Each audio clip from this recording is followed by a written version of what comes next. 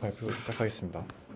네, 안녕하세요. 오늘 제가 발표할 논문은 Light Dedup, Lightweight Inline Deduplication Framework for Non-Volatile Memory File System입니다.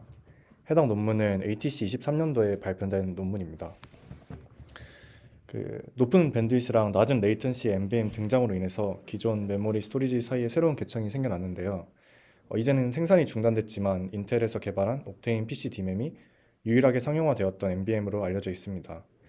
하지만 NVMe은 SSD와 비교했을 때 30배, 하드디스크와 비교했을 때는 300배 가까이 매우 높은 cost per byte을 보이고 있습니다. 이러한 배경 속에서 디두플리케이션은 논리적인 저장 공간을 확장시켜 주어 최종적으로는 cost per byte를 감소시키는 이득을 챙길 수 있는 기술로 각광받고 있습니다. 디두플리케이션이란 중복된 데이터에 대하여 오직 하나의 원본만을 스토리지에 저장하고 참조하는 모든 곳에서 같은 하나의 원본을 참조하도록 하는 기술입니다. 순서를 간단히 살펴보면 우선 유저가 데이터를 쓰면 해당 데이터를 청킹하는 과정을 거친 이후 각 청크에 대하여 핑거프린트를 생성하게 됩니다. 핑거프린트는 보통 해시 펑션을 통해서 구하게 되고 통상적으로 디두플리케이션 시스템에서는 해당 핑거프린트의 비교를 통해서 해당 청크가 중복이 되었는지 판단하게 됩니다. 청크의 중복 여부를 확인하기 위해서는 디두플리케이션 메타데이터에 해당 핑거프린트로 등록된 청크가 있는지 확인을 하고 최종적으로 중복된 청크가 있다면 이를 제거하여 디두플리케이션을 완료하게 됩니다. 디두플리케이션을 언제 수행하느냐에 따라서 오프라인과 인라인으로 구분할 수 있는데요. 인라인은 데이터가 스토리지에 쓰이기 전, 즉 크리티컬한 라이트 패스에서 앞서 말한 그 과정들을 모두 수행하게 됩니다. 따라서 중복된 데이터가 스토리지에 쓰이는 일은 없습니다. 오프라인 같은 경우에는 반대로 스토리지에 미리 써놓고 앞서 말한 과정들이 백그라운드로 수행되게 됩니다. 오프라인 같은 경우에는 중복된 데이터를 임시로 저장할 공간이 필요할 뿐만 아니라 스토리지의 라이프타임에도 악영향을 미치게 됩니다. 이러한 배경 속에서 해당 논문은 다음과 같은 목적을 달성을 하려고 하고 있습니다. NVMe I/O 특성이 디두플리케이션에 어떤 영향을 미치는지 알아보고 이러한 특성들을 고려했을 때 성능적인 측면에서 어떤 방법이 최적의 디두플리케이션인지 찾으면서 디두플리케이션으로 인해서 NVMe에 끼치는 부정적인 영향들을 최소화하는 구조를 찾고 있습니다. 우선 NVMe I/O 특성에 대해서 간단히 살펴보도록 하겠습니다. 논문에서는 해당 특징들이 상용 가능한 유일한 NVMe인 옵테인 DC PMM을 통해서 알아낸 특성이라는 것을 밝힘과 동시에 다른 실험적으로 나왔던 NVM에 대해서도 비슷한 양상을 보였고 앞으로 나오는 디바이스에서도 비슷할 것이라는 가정을 하고 있습니다. 우선 리드 라이트 밴드위스에 대한 큰 비대칭성이 존재하는데요. 리드가 라이트에 비해서 3배나 높은 밴드위스를 보이고 있습니다. 두 번째 특성은 디바이스 내에 I/O 버퍼들이 존재한다는 것인데요. 옵테인 PMM을 예로 들면 내부에 16KB의 라이트 버퍼를 가지고 있고 리드 버퍼는 또 따로 존재합니다. 라이트의 경우 해당 라이트 버퍼로만 쓰면 커밋이 되고 실제 미디어에 쓰이는 시점은 에이싱크하게 동작하게 됩니다. 세 번째 특성은 높은 미디어의 read latency입니다. 라이트의 경우 내부 라이트 버퍼에 쓰고 디바이스 내부적으로 에이싱크 라이트를 수행하는 반면 리드의 경우에는 싱크하게 디바이스 미디어에서 읽어야 하기 때문에 발생하는 레이턴시입니다. 네 번째 특성은 코arse한 접근 단위입니다. 옵테인 PMM을 예로 들면 미디어에 접근할 수 있는 단위인 XP 라인의 크기는 256바이트로 보통 CPU 캐시 라인의 4배 크기를 가지고 있습니다. 마지막으로는 메모리 인터페이스로 접근이 가능하다는 특징을 가지고 있습니다. 앞서 살펴본 NVMe 특성들을 이용해서 논문에서는 어떤 방식으로 디두플리케이션 성능을 최대로 뽑아냈는지 살펴보도록 하겠습니다. 우선 기존의 NVM을 위한 디두플리케이션 논문들에서는 성능을 위해 어떤 노력을 했는지 살펴보겠습니다. 디노바 같은 경우에는 핑거프린팅을 위한 크립토그래픽 해시 펑션이 너무 많은 시간을 소모하기 때문에 오프라인 디두플리케이션을 선택하여 기존의 NVMe 파일 시스템에 준하는 성능으로 디두플리케이션을 지원하고 있습니다. NV 디둡과 로 디둡은 둘 다 인라인 디두플리케이션을 선택했지만 크립토그래픽 해시 펑션의 오버헤드를 줄이기 위해 non-cryptographic 해시 펑션을 사용하고 있습니다. non-cryptographic 펑션은 더 빠른 대신에 해시 컬리전, 즉 서로 다른 데이터가 같은 핑거프린트를 야기하는 경우가 발생하기 쉬운데요. 이를 위해서 듀플리케이트 의심 데이터에 대해서는 크립토그래픽 해시 펑션을 또한 계산하고 있습니다. 마지막으로 dwrite의 경우 NV 디둡과 마찬가지로 inline 그리고 non-cryptographic 해시를 채택하고 있지만 콜리전이 발생한 경우 바이트 바이 바이트 컴패리슨을 수행하여 데이터 인테그리티를 보장하고 있습니다. 이러한 논문들에서는 다음과 같은 단점들을 찾을 수 있는데요. 우선 디노바 같은 경우 오프라인을 선택했기 때문에 성능 향상에 도움을 주지 못할 뿐더러 NVM 라이프타임에 악영향을 미치게 됩니다. NB 디둡과 로 디둡 같은 경우에는 duplication ratio가 높아질수록 크립토그래픽 해시를 계산해야 되는 경우가 많아지고 이 과정에서 병목 현상이 발생하게 됩니다. 마지막으로 dwrite의 경우에는 바이트 바이 바이트 컴패리슨 하는 과정에서 NVM read가 발생하게 되는데요. 앞서 말씀드린 NVM의 특성 중 하나인 long read latency로 인해서 병목 현상이 발생되게 됩니다. dwrite의 접근 방식에 대해서 조금만 더 살펴보도록 하겠습니다. 우선 이 메타데이터 룩업 과정에서 non-crypto 해시가 없는 경우에는 데이터가 유니크한 데이터로 바로 write을 수행하게 됩니다. non-crypto 해시가 메타데이터에 있는 경우에는 해당 데이터가 duplicate 데이터일 수도 있는 동시에 핑거프린트가 같은 핑거프린트를 가지는 다른 데이터일 가능성이 있습니다. 따라서 이를 검증하는 과정이 필요하게 되는데요. 이를 위해서 바이트 바이 바이트 컴패리슨을 수행하게 되고 그를 위해 이제 NVM read가 수행되게 됩니다. 현재 쓰려고 하는 데이터와 바이트 바이 바이트 컴패리슨이 끝난 이후에 만약 해당 데이터가 다르다면, 즉 서로 다른 데이터가 같은 핑거프린트를 가지고 있다면 dwrite에서는 그냥 해당 블락에 대해서는 deduplication을 수행하지 않고 데이터 write을 수행하게 됩니다. 해당 데이터는 이제 그냥 베이스라인 파일 시스템에서 관리하기 때문에 데이터 인터그리티에는 문제가 발생하지 않게 됩니다. 이제 비교 이후에 같은 경우에는 데이터는 이제 중복된 데이터로 실제 쓰지 않고 deduplication 메타데이터에 있는 reference count만 증가하여 deduplication을 완료하게 됩니다. 여기서 살펴보면 이제 결론적으로 dwrite에서는 이 deduplication을 수행함으로써 이 write가 돼야 되는 write 데이터 과정이 이제 read 데이터 과정으로 대체된 것으로 볼 수 있습니다. 이는 write에 비해 높은 read 밴드위스를 보인다는 NVM의 특성을 잘 사용한 플로우로 볼 수 있지만 동시에 그 NVM의 또 다른 특징인 long NVM read latency로 인해서 read write 밴드위스 차이가 크게 드러나지 않는 워크로드에서는 이게 병목 현상으로 다가올 수 있습니다. 이런 long read latency가 얼마나 악영향을 미치는지 알아보기 위해서 논문에서는 간단한 실험을 진행하는데요. 우선 비교군은 노바 파일 시스템으로 NVM 파일 시스템과 노바 위에서 이제 dwrite과 비슷한 non-cryptographic hash-based deduplication 시스템을 적용한 나이브한 모델 이 두 가지를 비교하였습니다. 실험은 이제 내부적인 duplicate ratio가 0%인 동일한 두 개의 파일을 연속으로 쓰는 방식으로 진행하였습니다. 그렇게 될 경우 두 번째 파일이 쓰이는 시점에는 모든 데이터 블럭에 대해서 deduplication이 발생하게 됩니다. 아래표는 이제 두 번째 파일을 쓸 때의 성능을 이제 측정한 것인데요. 여기 나이브 모델을 보시면 데이터 라이트는 하나도 안 된 것을 볼 수 있고 모든 데이터는 deduplicate가 되었기 때문에 근데 이제 바이트 바이 바이트 비교를 위해서 리드 하는데 걸리는 시간이 이제 한 3마이크로 정도 걸리는 것을 알 수 있습니다.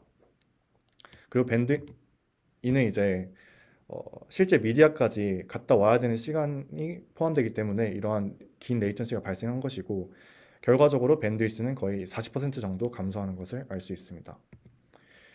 이런 NVM의 long read latency를 숨긴다면 성능의 큰 향상으로 이어질 것이라고 논문에서는 봤었고요. 이를 위해서 write와 마찬가지로 read를 NVM에서 asynch하게 하는 방식에 대해서 탐구하고 있습니다. read를 asynch하게 하기 위한 핵심 아이디어는 바이트 바이 바이트가 비교가 필요한 데이터를 예측해서 미리 읽어오는 것입니다. 이를 위해서 논문에서는 Light Redundant Block Identifier를 소개하고 있습니다. LRBI는 크게 두 가지로 이루어져 있는데요. In Block Prefetch와 Cross Block Prefetch입니다. In Block Prefetch는 이제 데이터 블록 내부에서 프리패칭을 수행하고 Cross Block Prefetch는 이제 블록 단위로 데이터 블록 단위의 프리패칭을 수행하게 됩니다. 우선 IBP를 먼저 살펴보면 IBP에서는 현재 write 되는 블럭이 항상 바이트 바이 바이트 컴패리슨을 필요로 한다는 가정에서 시작을 합니다. write dedup에서 deduplication 단위는 이제 4KB 인데요. 64바이트의 캐시라인 환경에서 총 64번의 프리패칭을 필요로 하게 됩니다. 하지만 CPU에서 동시에 처리할 수 있는 프리패치 인스트럭션에 대한 제한으로 인해서 64개의 프리패치성 중 일부는 연속적으로 수행되게 됩니다. 이를 해결하기 위해서는 논문에서 NVM 특성들을 몇 가지 사용하고 있는데 우선 실제로 read latency의 대부분을 차지하는 것이 이 미디어와 I/O 버퍼 사이에 있는 레이턴시라는 점과 NVM에서는 캐시라인보다 큰 단위로 미디어에 접근한다는 특성을 사용하게 됩니다. 이제 옵테인의 경우 256바이트 단위로 접근해서 4개의 캐시 라인을 읽어오게 됩니다. 우선 그래서 IBP에서는 256바이트의 스트라이드로 프리패칭을 먼저 수행하게 되고 실제 프리패칭 하려고 한 64바이트 외에 이제 192바이트가 NVMe 인터널 IO 버퍼에 올라오게 됩니다. 또한 기존에 64번의 프리패칭이 필요하다 하던 것이 총 16번으로 줄어들었기 때문에 프리패칭 이런 인스트럭션들은 동시에 수행이 될 수 있습니다. 두 번째 단계에서는 64바이트, 즉 캐시 라인 단위로 프리패칭을 요청하게 됩니다. 총 48번의 프리패칭을 필요로 하게 되어 프리패칭이 동시에 수행되지 않고 연속적으로 수행이 되지만 이제 인터널 버퍼에서 CPU를 올리는 것은 미디어에서 올리는 것에 비해서 레이턴시가 낮기 때문에 이 과정은 좀 빠르게 수행될 수 있습니다.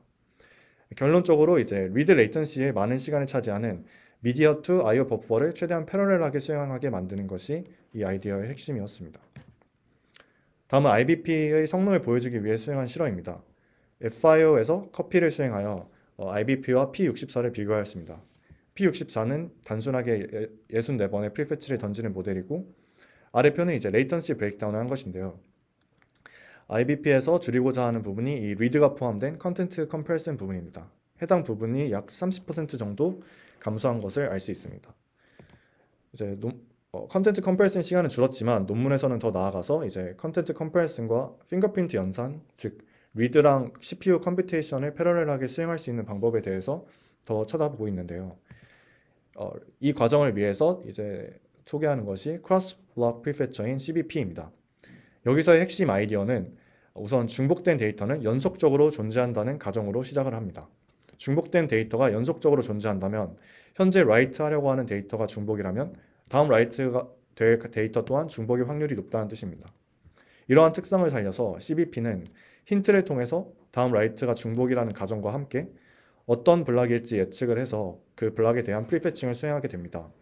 그림의 예시로 보면은 힌트에 A 다음에는 B가 올 것이라고 나와 있다면 이제 A가 쓰이고 있는 시점에서 B가 실제로 라이트 들어오기 전에 미리 B에 대한 프리패칭을 진행하는 거죠. 이를 더 자세하게 알아보기 위해 이 디두플리케이션 과정을 핑거프린팅과 리드 그리고 컨텐트 컴패리슨으로 브레이크다운 해보았습니다. 우선 기본적인 IBP 모델은 앞서 말씀드린 것처럼 리드를 2개의 단계로 나눈 것을 볼 수 있습니다. 여기서 핑거프린팅 시간을 최대한 숨기기 위해서 핑거프린트를 계산하기 이전에 B에 대한 리드를 시작하는 모델이 Prefetch Current 모델, 줄여서 PC 모델입니다. 핑거프린트를 하기도 전에 B에 대한 프리패칭을 해야 한다는 결정은 이전에 들어왔던 두플리케이트 데이터의 메타데이터 힌트를 통해서 알 수 있습니다. 즉 앞에 만약에 A라는 데이터 라이트이 있었다면 A라는 데이터 라이트이 있었고 A는 두플리케이트한 데이터였고 그 A라는 메타데이터에 B의 위치가 적혀 있었다면 그때 이제 B에 대한 프리패칭을 바로 시작할 수 있는 겁니다. 여기서 또 한 단계 나아가서 핑거프린팅 또한 하지 않고 쓰려고 하는 데이터가 프리패치한 데이터와 같을 것이라는 가정하에 그냥 프리패치 이후 바로 바이트 바이 바이트 컴패리슨 하는 모델이 이제 스페큘레이션 모델이고 여기서 마지막으로 한 단계 더 나아간 게 이제 현재 프리패치한 블락이 끝난 직후에 바로 또 다음에 비교될 블락에 대한 프리패칭을 시작하여 이 바이트 바이 바이트 컴패리슨 비교를 이 리드와 이제 패러렐하게 만든 것이 프리패치 넥스트 모델입니다. 그리고 여기에 최종적으로 스레드 스레시홀드를 적용한 것이 이제 크로스 블록 프리패처 모델인데요. 이 스레드 스레시홀드를 적용한 이유는 이 프리패칭 과정에서는 그 NVMe 안에 있는 이 리드 버퍼를 사용하기 때문에 대량의 프리패치로 인해서 리드 버퍼에서 생기는 컨텐션이 오히려 성능을 저하시킨다는 것을 이제 발표에는 추가를 안 했지만 논문에는 실험을 통해서 증명하고 있습니다. 그래서 스레드 스레시홀드를 두었고 그렇게 합쳐진 것이 CBP입니다. 다음은 CBP의 성능을 보여주기 위한 레이턴시 브레이크다운 그래프입니다. 싱글 스레드 환경이기 때문에 해당 그래프에서는 이제 PN의 결과가 곧 CBP의 결과와 같다고 볼 수 있습니다.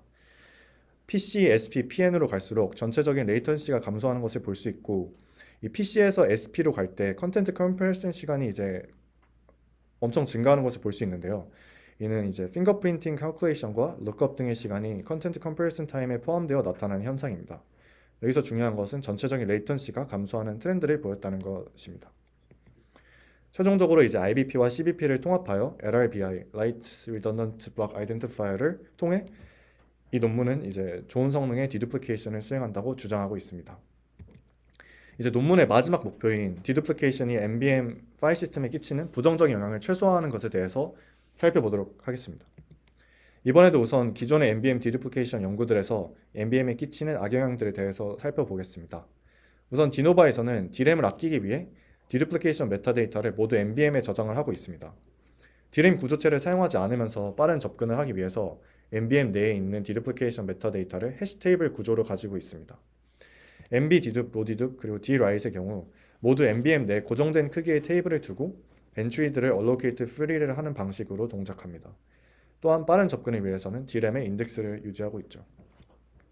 이러한 디자인들의 단점에 대해서 살펴보면 디노바의 경우 해시 테이블로 디두플리케이션 메타데이터를 유지하는데 해시 테이블은 통상적으로 랜덤 액세스 패턴을 보이고 있습니다. NB 디둡과 같은 엔트리 베이스드 구조는 처음에는 괜찮은 액세스 패턴을 보이지만 시간이 지날수록 엔트리들이 스캐터되고 랜덤 액세스 패턴이 증가하게 됩니다. 즉 기존 연구들에서는 공통적으로 랜덤 액세스 패턴이 증가를 하게 되는데요. 이럴 경우 이제 NBM의 특성 중 하나인 Coarse Access Granularity로 인하여 Write Amplification이 증가하게 됩니다. 그래서 논문에서는 이거를 보여주기 위해서 해시 기반의 All-in NBM 구조와 Entry Based 구조의 Write Amplification이 얼마나 심한지 보여주는 실험을 진행하였습니다. 이제 All-in NBM 같은 경우에는 해시 테이블의 랜덤 액세스 패턴으로 인해서 처음부터 높은 이런 앰플리피케이션을 보였고 엔트리 베이스드는 처음에는 괜찮은 앰플리피케이션을 보이다가 이제 시간이 지날수록 낮은 성능을 높은 앰플리피케이션을 보이는 것을 알 수 있습니다. 이러한 Write Amplification 문제를 해결하기 위해서 논문에서는 Light Meta Table LMT를 소개하고 있습니다. 기존의 Entry Based 모델들과 비슷하게 in D램 인덱스를 가지고 있지만 엔트리 단위로 NBM에서 이제 할당하는 것이 아닌 리전 단위로 NBM 영역을 할당하고 하나의 리전 내에서 여러 엔트리를 통하여 메타데이터를 관리하게 됩니다. 리전의 크기는 블록 사이즈로 4KB 이며 리전들은 링크드 리스트로 연결되어 있습니다. 리전들은 한번 할당이 되면 리클레임이 되지 않고 재사용되게 됩니다. 이러한 구조는 높은 비용을 들이는 갈비지 컬렉터를 제거하는 대신에 NBM 커패시티의 일부를 포기하는 트레이드오프로 볼 수 있습니다. 리전들은 리전 내에 할당 가능한 엔트리 수들이 반 이상인 경우에만 리유즈가 가능한데요. 이는 중복된 데이터는 연속적으로 들어오는 경향이 있다 라는 이 라이트 디둡 디자인의 기본적인 가정을 기반으로 세운 그런 폴리시입니다. 즉 연속적으로 들어오는 다수의 중복된 데이터에 대해서는 해당 엔트리들이 같은 리전 내에 두기 위함이죠. 다음은 LMT의 효과에 대한 실험인데요. 처음에 128GB의 파일을 쓰고 64GB의 랜덤한 구멍을 뚫어서 64GB의 파일을 다시 쓰는, 그렇게 해서 이제 좀 에이징된 시스템을 시뮬레이트한 실험입니다. 이 과정에서 LMT가 엔트리 베이스드에 비해서 살짝 더 높은 스루풋과 이제 낮은 라이트 앰플리피케이션을 보이는 것을 알 수 있습니다. 이제 앞서 말씀드린 내용을 정리해 드리겠습니다. 논문에서는 우선 NBM 특성들을 분석하여 퍼포먼스적인 측면과 네거티브 임팩트적인 측면에서 NBM with deduplication 시스템을 설계하였습니다. 퍼포먼스를 위해서 구현한 LRBI는 asymmetric한 read-write bandwidth를 non-crypto hash-based 메서드를 선택하는 근거로 사용하였고, I/O 버퍼는 IBP의 read latency를 줄이기 위해 사용되었습니다. 또한 long media read latency는 IBP와 CBP를 통해 감소되었으며 coarse access granularity는 이 IBP의 prefetch 과정에서 사용이 되었습니다.